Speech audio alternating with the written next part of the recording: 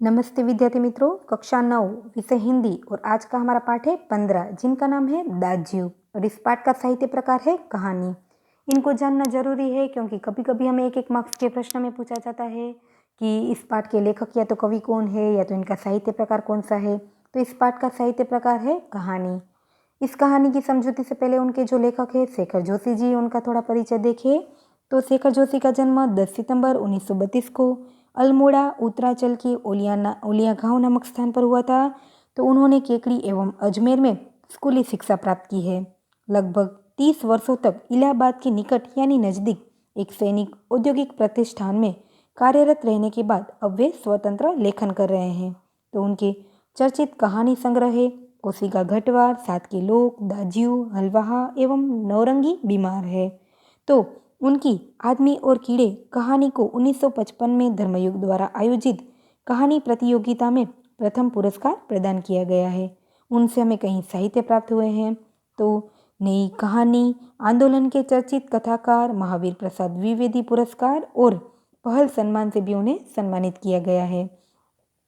तो उनकी दाज्यू कहानी पर चिल्ड्रन फिल्म सोसाइटी द्वारा एक फिल्म का निर्माण भी किया गया है।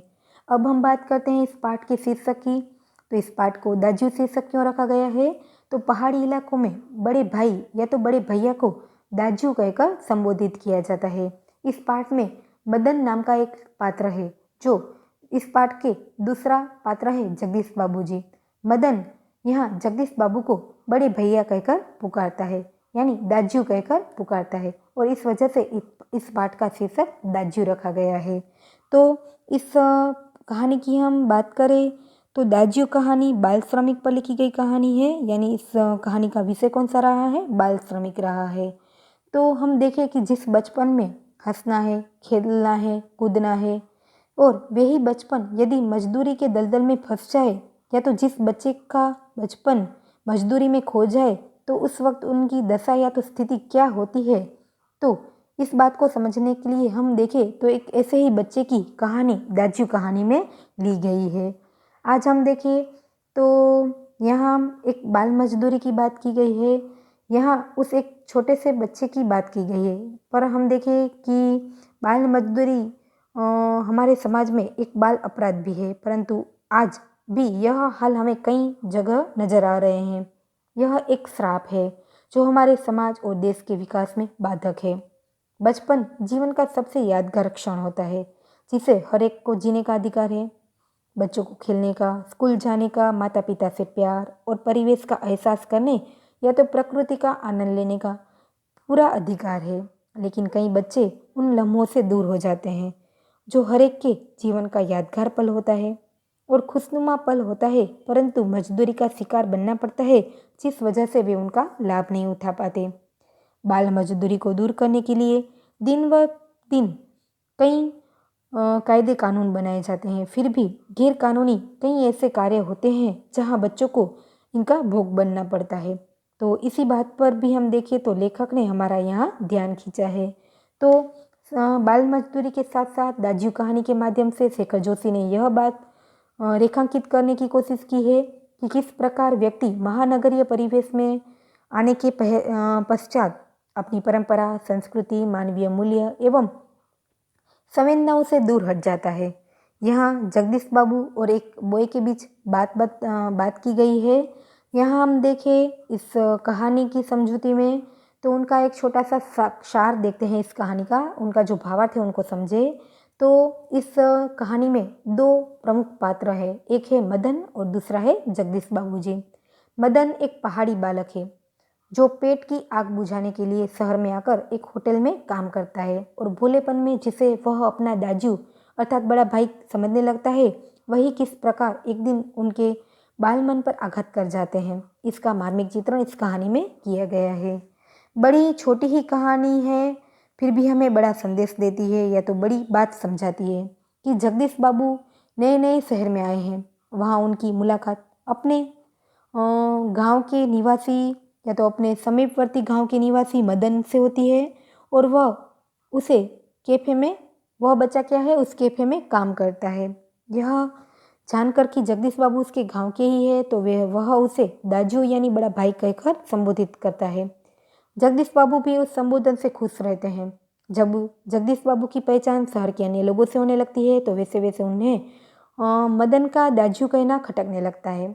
यहाँ दाजू कहने पर उनके मध्यम वर्गीय संस्कार जाग उठते हैं और यहाँ हम देखें तो अपनत्व की पतली डोरी अहम के आगे टिक नहीं पाती है।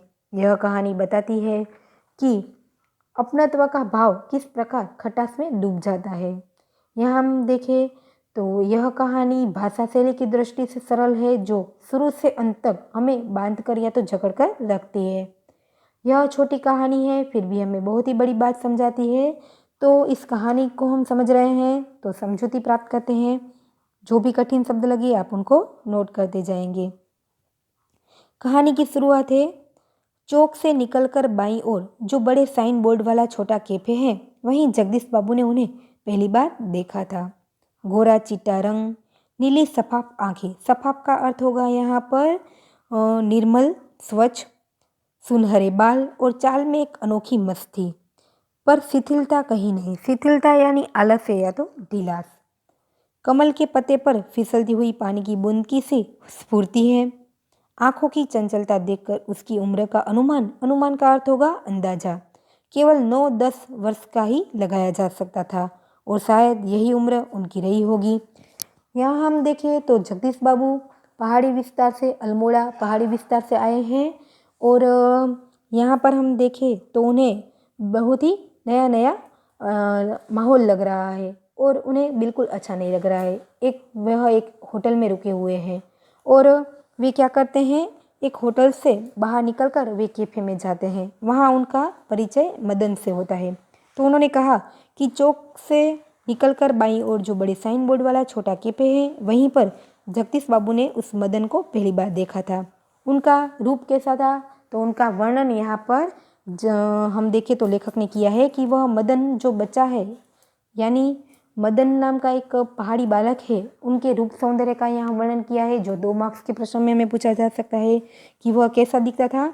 तो वह गोरा चिट्टा उनका रंग था, उनकी आंखें बिल्कुल स्वच्छ थी, उनके बाल सुनहरी रंग के थे और उनकी चाल में एक अलग ही प्रकार की मस्ती दिखाई देती थी। शिथिलता कहीं नहीं थी, यानी उनमें, उनके शरीर में किसी भी प्रकार की आलस्य नहीं दिखाई देती थी।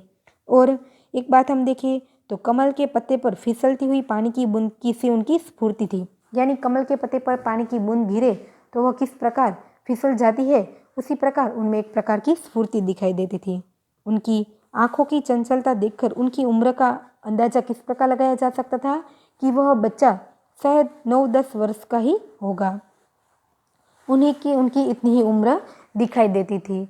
यहाँ हम बात करें तो जगदीश बाबू मदन को उस कैफे में पहली बार मिलते हैं और उनको देखकर ही उन्हें लगता है कि यह बच्चा उनका परिचित विस्तार का ही होना चाहिए। तो इस बात की, इस शंका दूर करने के लिए वे क्या करते हैं, देखते हैं।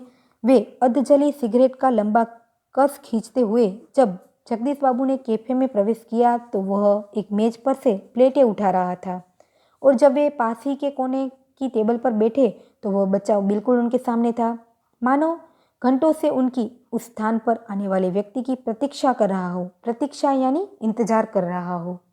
वह कुछ बोला नहीं, हाँ नम्रता प्रदर्शन के लिए थोड़ा झुका और मुस्कुराया भर था, पर उसके इसी मौन में जैसे सारा मीनू समाहित था, यानी उनके इसी व्यवहार में, उनके वर्तन में ही उनका पूरा परिचय दिखाई दे रहा था। सिंगल चाय का ऑर्डर पाने पर वह एक बार पुनः मुस्कुराकर चल दिया और पलक झपकते ही चाय हाजिर थी। यहाँ हम देखें तो जगदीश बाबू वे उस कैफे में आते हैं और एक मेज पर बैठ जाते हैं और वह मदन नाम का लड़का बिल्कुल उनके सामने वाली टेबल पर खड़ा है और वे क्या करता है, टेबल पर से झूठी जो प्लेटें हैं उनको उठा रहा है। तो वे उस बच्चे को देखते ही उन्हें ऐसा एहसास लगता है कि शायद वे बच्चा उन्हीं के इलाके का हो। तो वे क्या करते हैं, वह बच्चा किस प्रकार कार्य करता है, मानो उस टेबल पर आने वाले व्यक्ति का ही इंतजार कर रहा हो और जब ऑर्डर मिले तो वह काम पर लग जाए, इसी की वह राह देख रहा था। और जब उन्हें देखा कि जगदीश बाबू के सामने वह बिल्कुल क्या करता है, बिल्कुल शांत खड़ा है और नम्रतापूर्वक सिर्फ उनको मुस्कुराकर, उनके सामने मुस्कुराकर वे अपने काम में जुट जाता है और जब उन्हें ऑर्डर मिला सिंगल चाय तो वे तुरंत ही चाय हाजिर कर देता है। आगे हम देखें इस कहानी में तो मनुष्य की भावनाएं बड़ी विचित्र होती है। निर्जन एकांत स्थान में निसंग होने पर भी कभी कभी आदमी एकांकी अनुभव नहीं करता। लगता है इस एकांकी में भी सब कुछ कितना निकट है, कितना अपना है, परंतु इसके विपरीत कभी कभी सैकड़ों नर नारियों के बीच जनरवमय वातावरण में रहकर भी शून्यपन की अनुभूति होती है। लगता है जो कुछ है वह बिल्कुल पराया है, कितना अपनत्वहीन है। पर यह अकारण ही नहीं होता। इस एकांकीपन की अनुभूति, इस अलगाव की जड़ें होती है बिछोह या विरक्ति की किसी कथा के मूल में। यहाँ हम कुछ कठिन शब्द देखें तो लेखक ने यहाँ मनुष्य की भावनाओं को बड़ी विचित्र बताया है। निर्जन यानी बिल्कुल सुनसान जगह, एकांत यानी जहाँ कोई आता जाता न हो, निसंग यानी उनका अर्थ हम देखें तो किसी का साथ न होना, एकांकी यानी एक अकेलापन, जनरवमय यानी कोलाहलपूर्ण, जहाँ देखें तो काफ़ी शोर हो वैसा माहौल। फिर हम आगे देखें तो अपनत्वहीन यानी कोई अपना न हो ऐसा माहौल, और बिछोह यानी दूर होना, विरक्ति यानी एक प्रकार से हम देखें तो विराग या तो उदासीपन, मूल यानी जड़। यहाँ कठिन शब्दों को हमने देखा तो अब बात करते हैं कि लेखक ने मनुष्य की भावनाओं को बड़ी विचित्र बताया है। ऐसा क्यों? तो कभी कभी आदमी हम देखें तो यहाँ लिखा है कि निर्जन एकांत स्थान में कोई यदि उनके साथ न होने पर भी कभी कभी आदमी को एकांकी अनुभव नहीं होता है। वह चाहे कोई एकांत स्थान में खड़ा है जहाँ बिल्कुल सुनसान हो, कोई नहीं है, उनके साथ भी कोई नहीं है, फिर भी कभी कभी उन्हें अकेलापन महसूस नहीं होता है। उन्हें ऐसा ही महसूस होता है कि इस एकांकीपन में भी उन्हें ऐसा ही माहौल लगता है कि सब लोग उनके आसपास है, कितने सब अपने हैं। परंतु इनके विपरीत बात हम देखें तो कभी कभी उनके एक मनुष्य के आसपास कई मनुष्य हो, कई नर नारी हो, फिर भी उन कोलाहल के वातावरण में भी रहकर उन्हें सूनेपन का अनुभव होने लगता है। उन्हें ऐसा लगता है कि यहाँ कुछ है वह बिल्कुल पराया है, अपना ही कोई नहीं है। पर यह कोई कारण के बिना नहीं होता। उनकी वजह क्या होती है? एकांकीपन की अनुभूति होती है, या तो इस अलगाव की जड़ें क्या होती है? किसी अपने से दूर होना, उनसे हम देखें तो अलग हो जाना, या तो उदासीन का कारण हो सकता है। यही सभी चीज़ें उनके मूल में छिपी होती है। यहाँ हम देखें तो जगदीश बाबू दूर देश से आए हैं, बिल्कुल अकेले हैं, और चौक की चहल पहल, कैफे के शोरगुल में उन्हें लगता है कि सब कुछ अपनत्वहीन है, यहाँ कोई अपना ही नहीं है। शायद कुछ दिनों रहकर यहाँ अभ्यस्त हो जाने पर, अभ्यस्त यानी उनकी यहाँ आदत हो जाने पर उन्हें इसी वातावरण में अपनेपन की अनुभूति होने लगे। पर आज तो लगता है यह अपना ही नहीं, अपनेपन की सीमा से बहुत ही दूर आ गए हैं। कितना दूर है, और तब उन्हें अनायास ही याद आने लगते हैं अपने गांव, पड़ोस के आदमी, स्कूल कॉलेज के छोकरे, अपने निकट शहर के कैफ़े, होटल। यहाँ हम देखें तो जगदीश बाबू क्या है, अपने पहाड़ी विस्तार से यहाँ एक शहर में आए हैं, और यहाँ उन्हें उनके आसपास कई लोग हैं, फिर भी वे अपने परिवार से दूर आए हैं। इस वजह से वह काफ़ी अकेलापन महसूस करते हैं। कई लोगों के बीच में, कई शोर के बीच में भी उन्हें सूनेपन का या तो अकेलेपन का एहसास होता है। उन्हें ऐसा लगा था कि यहाँ रहने पर, यहाँ की आदत हो जाने पर यह माहौल कुछ दूर हो जाएगा, परंतु आज के दिन पर वे काफ़ी अकेलापन का महसूस कर रहे हैं। और इस वक्त उन्हें क्या है, अपने गांव, अपने गांव के लोग, माता पिता, भाई बहन, मित्र, अपनी शाला कॉलेज, सब कुछ यहाँ उन्हें याद आने लगते हैं। इसीलिए ही यहाँ पर हम देखें तो लेखक ने मनुष्य की भावनाओं को बड़ी विचित्र बताया है। यहाँ आगे हम देखें तो जगदीश बाबू तो यहाँ आ गए हैं कैफे में, और यहाँ हम देखें तो सामने है क्या, चाय साहब, ऐसी आवाज़ गूंजती हुई सुनाई देती है, और वे आवाज़ थी उस छोटे से बालक मदन की। उन्होंने क्या किया, उन्हें चाय का ऑर्डर मिला था, इसलिए वह क्या करता है, उस आने वाले साहब के लिए चाय हाजिर कर देता है। जगदीश बाबू ने राखदानी में सिगरेट झाड़ी। राखदानी यानी जली हुई सिगरेट बुझाने की जो दानी होती है, उन्हें हम राखदानी कहते हैं। उन्हें लगा इन शब्दों की ध्वनि में वहीं कुछ है जिसकी रिक्तता उन्हें अनुभव हो रही है, रिक्तता यानी खालीपन अनुभव हो रहा है, और उन्होंने अपनी शंका का समाधान कर लिया। उन्होंने अपनी शंका का समाधान किस प्रकार किया, यदि हमें 2 मार्क्स के प्रश्न में पूछा जाए तो जब वे बच्चा उनके सामने आकर उनके लिए चाय रखता है तो उनके आवाज़ से उन्हें कुछ अपनेत्व का अनुभव होने लगा। कई बार हम यहाँ ने देखा कि कई समय से वे अपने आप को अकेलापन का महसूस कर रहे थे। उस बच्चे की आवाज़ से उन्हें कुछ परिचित ध्वनि सुनाई दी। इसलिए इस बात को जानने के लिए कि वह बच्चा कहाँ का है, कौन है, इस बात की जानने के लिए वह क्या करते हैं, उनके शंका का समाधान करते हैं। तो उन्होंने इस शंका का समाधान किस प्रकार किया, उस बच्चे से वार्तालाप करके किया। उन्होंने आगे पूछा कि क्या नाम है तुम्हारा? यह विधान कौन बोल रहे हैं? जगदीश बाबू बोल रहे हैं। ऐसे छोटे छोटे वाक्य को आप क्या करेंगे, याद रखेंगे कि कौन सा विधान कौन बोल रहा है। यदि हमें 1 मार्क्स के विकल्प में पूछा जाए तो हमारे लिए उपयोगी है। उन्होंने कहा क्या नाम है तुम्हारा? तो उस बच्चे ने अपना उत्तर दिया कि मदन। उस बच्चे का नाम क्या था? मदन था। अच्छा मदन, तुम कहाँ के रहने वाले हो? जगदीश बाबू उन्हें पूछते हैं। तो वे बताता है पहाड़ का हूँ बाबूजी। पहाड़ तो सैकड़ों है। जगदीश बाबू ने और बात को बढ़ाते हुए पूछा कि पहाड़ तो सैकड़ों है। आबू, दार्जिलिंग, मसूरी, शिमला, अल्मोड़ा, तुम्हारा गांव किस पहाड़ में है? तो यहाँ पर हम देखें तो इस बार शायद उस पहाड़ी बच्चे को उस पहाड़ और ज़िले का भेद भी पहली बार ही मालूम हुआ होगा। और हम देखें कि वह बच्चा इतना 8, 9, 10 का बच्चा अपने गांव, अपने शहर को छोड़कर इस नए शहर में आया है। अपने माता पिता, भाई बहन सबको छोड़कर इस नए शहर में आया है। ना वह किसी पाठशाला में गया है, ना किसी पढ़ाई में उन्हें पढ़ाई के महत्व को वह जानता है।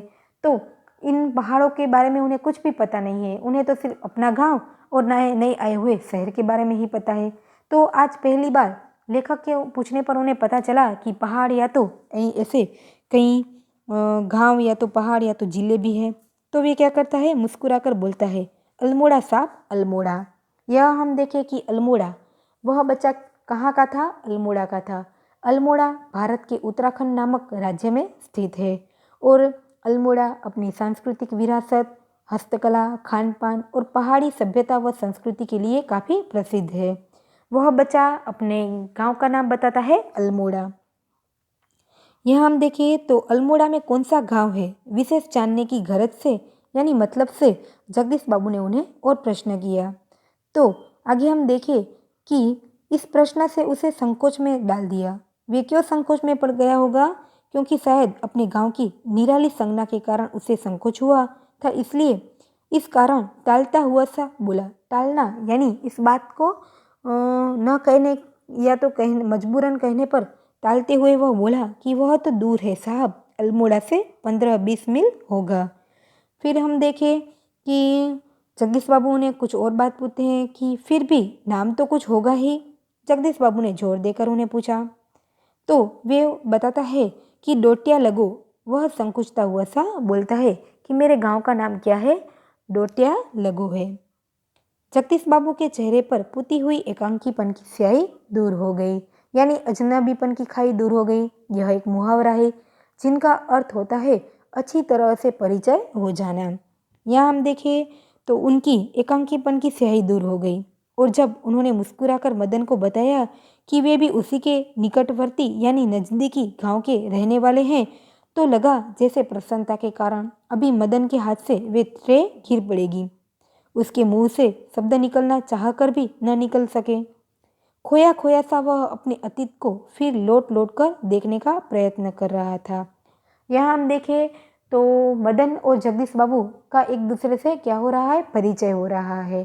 यहाँ हम देख रहे हैं कि जब उस बच्चे ने जगदीश बाबू से सुना कि वे भी उसी के गांव से हैं, तो जगदीश बाबू को एहसास हुआ कि शायद मदन प्रसन्नता के कारण वह नाच उठेगा या तो उनके हाथ से जो ट्रे है वह गिर जाएगी।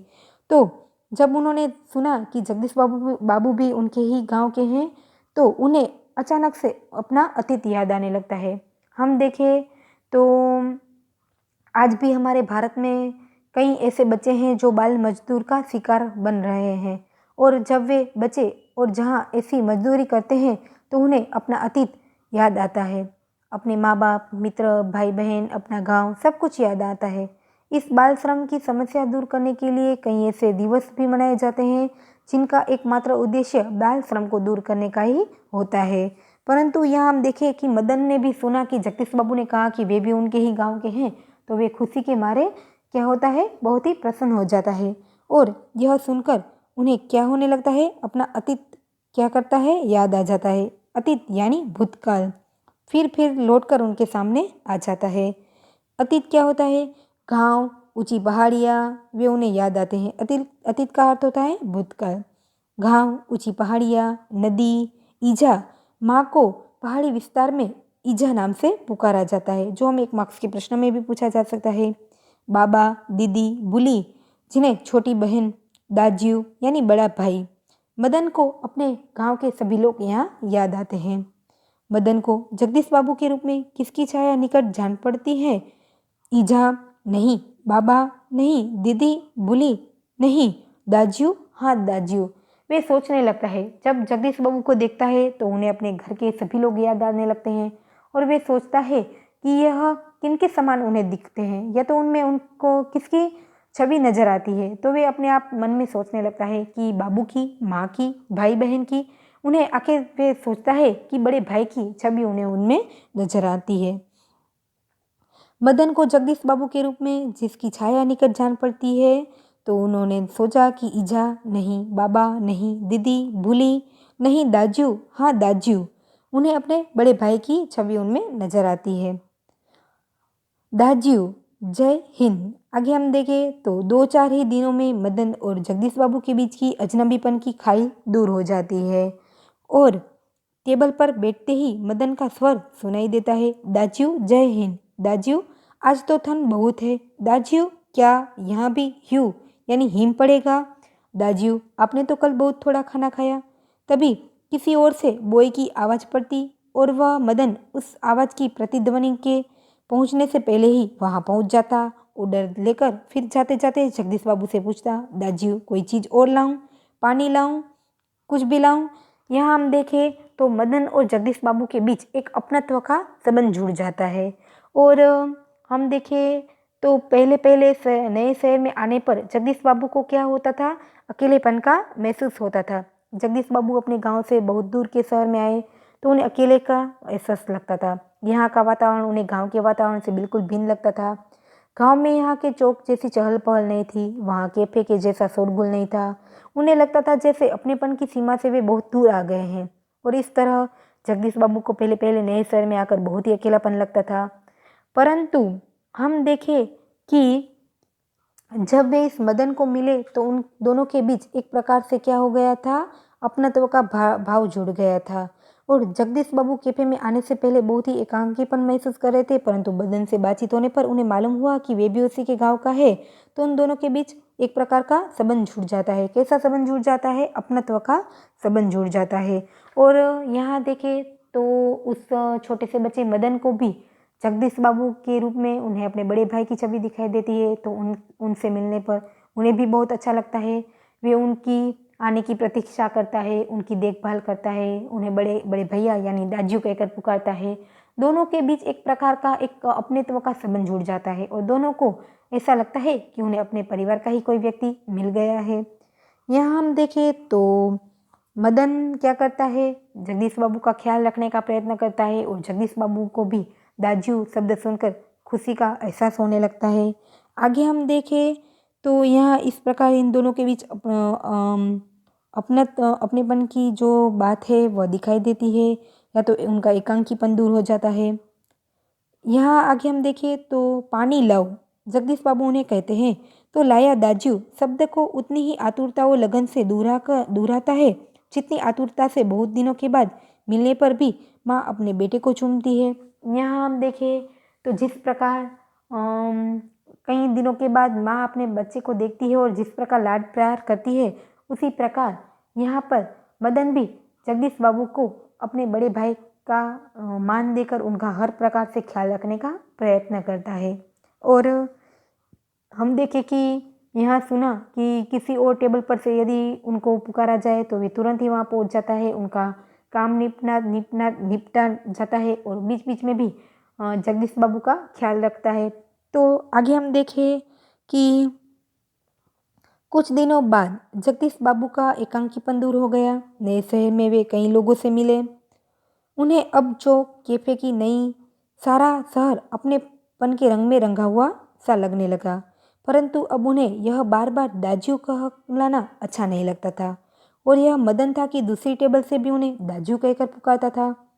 यहाँ हम देखें तो वे एक मध्यम वर्गीय परिवार के व्यक्ति थे और जब कोई एक छोटा होटल में काम करने वाला कोई छोटा बॉय उन्हें इस प्रकार सब लोगों के सामने दाजू कहकर पुकारे, यह उन्हें खटकने लगा।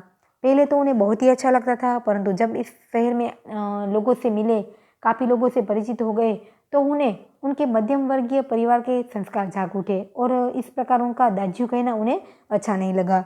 इसलिए वह क्या करते हैं, उस छोटे से बच्चे पर चिल्ला उठते हैं और उनको बुलाकर कहते हैं कि मदन इधर आओ। तो मदन क्या करता है, उन्हें कहता है आया दाजू। दाजू शब्द की आवृत्ति पर जगदीश बाबू के मध्यम वर्गीय संस्कार जाग उठे और अपनात्व की पतली डोर अहम के तेज धार के आगे न टिक सकी। यहाँ हम देखें तो जो उन दोनों के बीच अपनात्व का जो भाव था वे जगदीश बाबू के अहम के आगे टिक नहीं पाता है। और यहाँ हम देखें आगे तो दाजू चाय लाऊं, जब मदन ने उसे कहा तो चाय नहीं, लेकिन यह दाजू दाजू क्या चिल्लाते रहते हो दिन रात, किसी की पेस्ट्रीज का भी ख्याल नहीं है तुम्हें। पेस्ट्रीज यानी मान सम्मान। जब मदन ने उन्हें कहा कि चाय लाऊं दाजू, तो फिर से दाजू सुनने पर उन्हें बहुत ही गुस्सा आया और उन्होंने उन्हें उन पर चिल्लाते हुए गुस्सा करते हुए कहा कि चाय नहीं चाहिए, परंतु तुम क्या मुझे हर वक्त हर लोगों के सामने दाजू दाजू कहकर पुकारते हो, क्या तुम्हें किसी के मान सम्मान की भी परवाह नहीं है। यहाँ हम देखें तो यह सुनते ही आगे हम बात करें कि चाय नहीं, लेकिन यह दाजू दाजू क्या चिल्लाते रहते हो दिन रात, किसी की पेस्ट्रीज का भी ख्याल नहीं है तुम्हें। तो जगदीश बाबू का मुंह क्रोध के कारण तमतमा गया। मुंह क्रोध के कारण तमतमाना यह मुहावरा है जिनका अर्थ होता है क्रोध से चेहरा लाल हो जाना। शब्दों पर अधिकार नहीं रह सका। मदन पेस्ट्रीज का भी अर्थ समझ पाएगा या तो समझ सकेगा या नहीं, यह भी उन्होंने ध्यान नहीं किया, पर मदन बिना समझे ही सब कुछ समझ गया था। जगदीश बाबू को यह भी ख्याल न रहा कि वह 8, 9, 10 साल का छोटा बच्चा मान सम्मान शब्द का अर्थ भी जानता है या नहीं, और उन्होंने उन पर गुस्सा होकर उन्हें इस बात को कह दिया। परंतु मदन बहुत ही अच्छा लड़का था, वे सब कुछ समझ गया कि मेरा इस प्रकार का उन्हें बुलाना अच्छा नहीं लगा। मदन को जगदीश बाबू के व्यवहार से गहरी चोट पहुंची। मैनेजर से सिर दर्द का बहाना कर वह घुटनों में सर्दे कोठरी में सिसकियां भर भर कर रोता रहा। घर गांव से दूर, ऐसी परिस्थिति में मदन का जगदीश बाबू के प्रति आत्मीयता प्रदर्शन स्वाभाविक ही था। इसी कारण आज प्रवासी जीवन में पहली बार उसे लगा जैसे किसी ने उसे ईजा की गोद से यानी माँ की गोद से, बाबा की बाहों से और दीदी के आंचल की छाया से बलपूर्वक खींचकर कहीं और फेंक दिया हो। परंतु भावुकता स्थायी नहीं हो, तो रो लेने पर, अंतर की घुमड़ती वेदना की आंखों की राह बाहर निकल लेने पर मनुष्य जो निश्चित करता है वे भावुक क्षणों की अपेक्षा अधिक विवेकपूर्ण होती है। यहाँ हम देखें तो जब जगदीश बाबू ने मदन को डांटा और उन पर गुस्सा किया, तो मदन को इस बात से गहरी चोट पहुंची और वे क्या करता है, अपने होटल के मालिक से अपने मैनेजर से सिर दर्द का बहाना बनाकर वे वहाँ से चला जाता है। अपनी कोठरी में जाकर कमरा बंद करके या तो अपनी कोठरी बंद करके सिसकियां भर भर कर रोने लगता है। और उन्होंने इस शहर में आने के बाद पहली बार उन्हें ऐसा लगा कि किसी ने उन्हें उनकी माता की गोद से, उनके पिता की बाहों से, भाई बहन के प्रेम से मानो कहीं और दूर फेंक दिया हो। परंतु हम देखें तो जो भी व्यक्ति ऐसे भावुक माहौल में आ जाता है और उनकी वेदना यानी पीड़ा से वह आखिर में जो निर्णय करता है वह किसी क्षण भर की भावुकता से बड़ी और विवेकपूर्ण होती है। यहाँ हम देखें तो फिर मदन क्या करता है, जगदीश बाबू को दाजू कहने का कार्य बंद कर देता है, यानी उन्हें दाजू पुकारना बंद कर देता है। मदन पूर्ववत काम करने लगा। उसने सोचा कि यदि उन्हें पसंद नहीं है तो मैं उन्हें इस प्रकार नहीं बुलाऊंगा। इतने पढ़े लिखे बड़े जगदीश बाबू किसी छोटे बच्चे की भावनाओं को नहीं समझ पाए, परंतु एक छोटा सा बच्चा उनके मध्यम परिवार की माहौल को समझ गया और वे क्या करता है, सभी बातों को भूलकर अपने फिर से पूर्ववत यानी पूर्व अपने पहले जैसे ही कार्य में जुड़ जाता है। दूसरे दिन कैफे जाते हुए अचानक ही जगदीश बाबू की भेंट बचपन के सहपाठी यानी उनके साथ ही पढ़ने वाले एक मित्र हेमंत से हो गई। कैफे में पहुंचकर जगदीश बाबू ने इशारे से मदन को बुलाया, परंतु उन्हें लगा जैसे वह उससे दूर दूर रहने का प्रयत्न कर रहा हो। दूसरी बार बुलाने पर ही मदन आया। आज उसके मुंह पर वह मुस्कान न थी और न ही उसने क्या लाऊ दाज्यू कहा। स्वयं जगदीश बाबू को ही कहना पड़ा कि 2 चाय 2 आमलेट, परंतु तब भी लाया दाज्यू कहने की अपेक्षा लाया साहब कहकर वह चल दिया, मानो दोनों अपरिचित हो। यहाँ हम देखें तो कई दिन बीतने के बाद या तो दूसरे दिन जब जगदीश बाबू उस कैफे में पहुंचते हैं तो रास्ते में उनकी भेंट यानी उनकी मुलाकात अपने बचपन के एक मित्र से हो जाती है और वे दोनों फिर उस कैफे में जाते हैं और उन्होंने हर रोज की तरह मदन को इशारे से बुलाने का प्रयत्न किया, लेकिन उनको एक एहसास हुआ कि मदन उनसे दूर रहने का प्रयत्न कर रहा है। फिर भी उन्होंने दूसरी बार बुलाया और इस बार ना तो मदन ने आया दाज्यू कहा, ना तो चाय लाऊं दाज्यू कहा। इनसे वे समझ गए कि उन्हें गहरी चोट पहुंची है। फिर भी जगदीश बाबू ने उन्हें 2 चाय और आमलेट लाने का संकेत दिया और वे देखते हैं कि आज मानो दोनों कई दिनों से एक दूसरे को जानते ही नहीं है, ऐसे अपरिचित से लगते हैं। शायद पहाड़िया है, हेमंत ने अनुमान लगाकर पूछा। जगदीश बाबू के मित्र ने कहा उस बच्चे को देखकर कि लगता है कि यह बच्चा किसी पहाड़ से आया हुआ है। हाँ, रूखा सा उत्तर दे दिया जगदीश बाबू ने और वार्तालाप का विषय ही बदल गया। जगदीश बाबू ने अगले ही दिन जब मदन को डांटा था तो या तो उनके मध्यम वर्गीय संस्कार उन्हें ऐसी बात करने से रोकते हुए वे क्या करते हैं, वार्तालाप का विषय ही बदल देते हैं। मदन चाय ले आया था। क्या नाम है तुम्हारा लड़के? हेमंत ने एहसान चढ़ाने की गरज से पूछा। या तो उस बच्चे को बुलाने के लिए कुछ शब्द पूछा कि तुम्हारा नाम क्या है। कुछ क्षणों के लिए टेबल पर गंभीर मौन छा गया। जगदीश बाबू की आंखें चाय की प्याली पर ही झुकी रह गई, क्योंकि उन्हें पता चल गया था कि आज मदन उनसे अपरिचित सा व्यवहार कर रहा है, या तो उनकी डांटने की वजह से उन्हें गहरी चोट पहुंची है। मदन की आंखों के सामने विगत स्मृतियां घूमने लगी। कौन सी विगत स्मृतियां घूमने लगी कि एक ही दिन ऐसा ही हुआ था कि जगदीश बाबू पहले पहले इस कैफे में आए थे, उनसे मिले थे, उनसे बात हुई थी, उन्होंने एक दूसरे का परिचय जाना था और उनके रूप में उन्हें अपने बड़े भैया की छवि नजर आती थी। उन दोनों के बीच एक दूसरे के प्रति अपनत्व का भाव जुड़ गया था। आज फिर से वही बात और हम देखें कि जगदीश बाबू ने उन्हें किस प्रकार डांटा था और उन्हें कितनी गहरी चोट पहुंची थी। आज फिर से वही बात दोहराई जा रही है। तो उस मदन ने उनको कोई उत्तर न दिया। इस वजह से टेबल पर मौन छा गया। यहाँ देखा कि जगदीश बाबू का एक दिन ऐसे ही नाम पूछना, फिर दाजू आपने तो कल थोड़ा ही खाया, और एक दिन किसी पेस्ट्रेस का ख्याल नहीं रहा तुम्हें। यह बात उनके कानों में उसी प्रकार गूंज रही थी। जगदीश बाबू ने आंख उठाकर मदन की ओर देखा तो उन्हें लगा जैसे अभी वह ज्वालामुखी सा फूट पड़ेगा। तो हेमंत ने आग्रह के स्वर में दोहराया, क्या नाम है तुम्हारा? बोए कहते हैं साहब मुझे। संक्षिप्त सा उत्तर देकर वह मुड़ गया। आवेश में उसका चेहरा लाल होकर और भी अधिक सुंदर हो गया था। यहाँ हम देखें तो जब जगदीश बाबू ने उनका चेहरा देखा तो उन्हें लगा कि ज्वालामुखी सा फट जाएगा, यानी अत्यंत क्रोध में बोलना।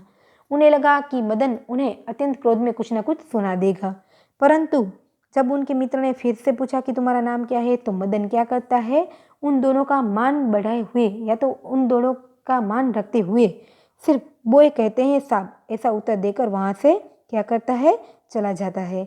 और आवेश में उसका चेहरा और भी लाल होकर अधिक सुंदर दिखाई देता है।